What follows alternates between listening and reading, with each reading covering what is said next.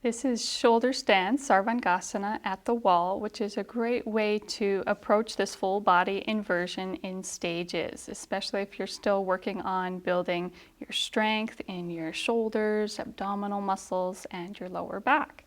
So we're starting with 2 blankets about a foot away from the wall, and Karen's going to roll onto the blankets by placing one forearm down and trying to roll onto the center of those blankets. So both shoulders are on the blanket, as well as both elbows, and there's about 2 to 3 inches of blanket here above her shoulders.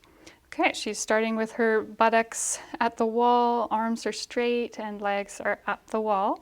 And she's going to avoid turning her head in this pose. So to enter, she'll bend her knees, placing the soles of the feet against the wall, pressing into the wall as she starts to lift her pelvis up and away from the wall. She can also walk her feet up as she does this. We're trying to bring our hips all the way forward so they're stacked above the shoulders. She might need to come onto her tippy toes to get to that place. Then we can interlace our fingers and stretch those arms toward the wall as we roll the shoulders under one at a time. And she's really straightening through the hips here as she draws them forward. Next, she'll place her hands on her back on either side of her spine for support. And we're going to try our best to get those elbows in at shoulder distance apart.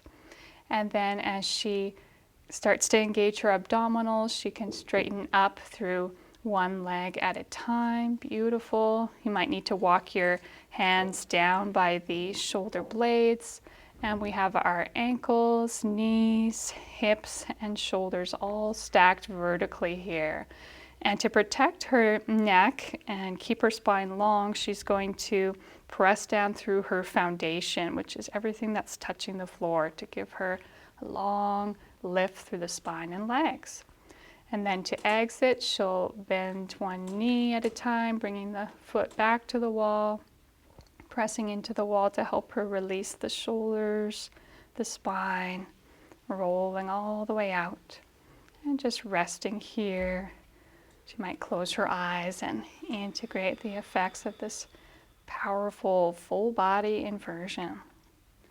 And lastly, we just wanted to show the option of when you come up into the pose, instead of coming into the full pose, you can just keep your feet in contact with the wall. This is a great option if you're working on your balance, so keeping that support with the wall is helpful.